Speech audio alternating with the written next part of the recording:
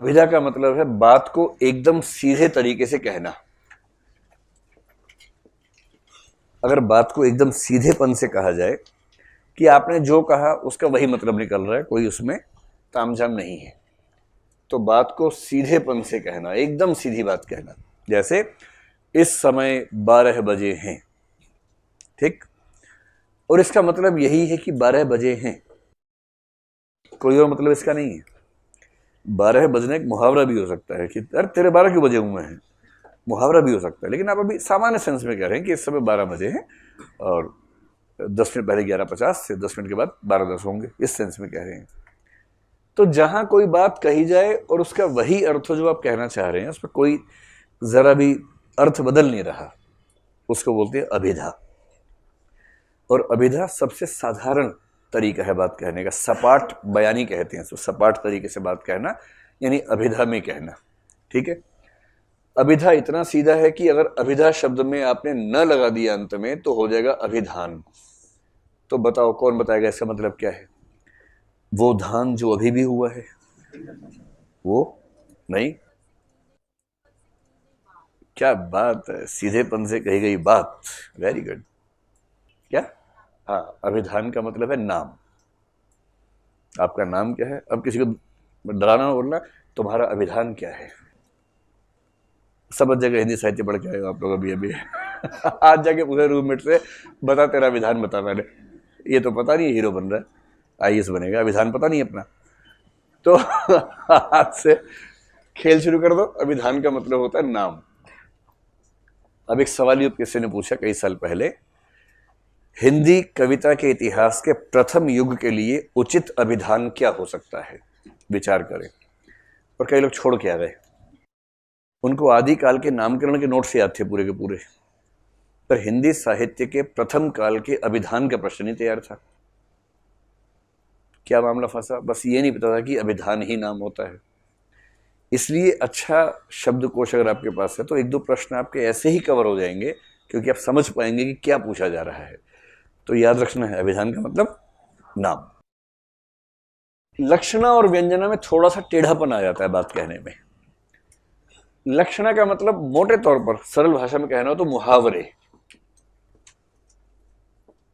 मुहावरे या असंभव प्रतीत होने वाली बातें। प्रतीत असंभव होगा लेकिन मीनिंगफुल बातें होती है, यानी ऐसी बात जो सीधे अर्थ में तो संभव ही नहीं है पर सेंस समझ में आ जाती है। जैसे नाकों चने चबाना, ट्राई करके देखिए आज, कुछ चने नाक में ठूंस लीजिए और उसको चबा के देखिए, आप थोड़ी देर में समझ जाएंगे ये संभव नहीं है भाई बड़ा मुश्किल काम है। लेकिन भाषा में चल रहा है कि आईएएस बनना ऐसा ही है मानो नाकों चने चबाना, समझ में आ रही है बात। तो जितने मुहावरे हैं, दांत खट्टे करना है ना, याद रखना, नींबू काट के एकदम रगड़ देना दांत के ऊपर, तो कौन किसके दांत खट्टे करता है, लेकिन भाषा में चल रहा है, सेंस समझ में आती है। व्यंजना सबसे शानदार चीज है जहां कोई असंभव वाली बात नहीं है। सरलतम भाषा में कहूं, कहा कुछ जाए अर्थ कुछ और निकले, कहीं कुछ और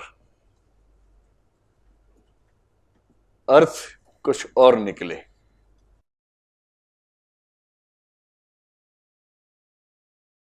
मतलब आप जो कहेंगे वो भी असंभव बात नहीं है, वो भी संभव बात है, लेकिन उसका अर्थ कुछ और निकल रहा है। कहने वाला भी जानता है, सुनने वाला भी जानता है। इसका सरलतम उदाहरण ये है कि क्लास का टाइम होता है 2:15 तक। मान लीजिए कि एक दिन सामने घड़ी खराब हो जाए और बज गए हैं 2:30 और मुझे लग रहा है कि 12:30 ही बजे है अभी, और मैं इस फॉर्म में हूं कि 2 घंटे और पढ़ाना है। आप में खुसर खुसर चल रही है कि ये तो पगला गया है, पता नहीं कितना पढ़ाएगा आज ये तो बोरा गया है, कब तक पढ़ाएगा पता नहीं। सब घड़ी देख रहे हैं, मोबाइल दिखा रहे हैं एक दूसरे को, देख टाइम दे रखा था वहां पर, कैसे कैसे मैनेज करें। तो फिर आप सब में से एक नायक उठेगा या नायिका, जो भी दबंग है, वो उठ के इतना ही बोलेंगे, सर 2:30 बज गए। ऐसा बोलेंगे ना भाई, समाज की रक्षा के लिए तो करना पड़ता है सब। सर 2:30 बज गए। अब आप ईमानदार से बताइए कि 2:30 बज गए कोई असंभव बात है या सिंपल सी बात है? सिंपल सी बात है, 2:30 बज गए। लेकिन कहने वाले को भी पता है कि वो क्या कहना चाह रहा है, सुनने वाले सब लोग भी समझ रहे हैं कि इसका मतलब क्या है, और मैं भी समझ गया, कहना चाह रहा है कि सर बहुत हो गया, बच्चों की जान लोगे क्या, छोड़ दीजिए अब। पर कहा क्या? 2:30 बज गए। कहा कुछ है और जो कहा वो संभव है बात, पर भाव कुछ और है। तो व्यंग्य का मजा वहां है जहां कहने वाला कहे कुछ और अर्थ उसका दूर दूर तक अलग अलग निकले और सामने वाला चौंक जाए।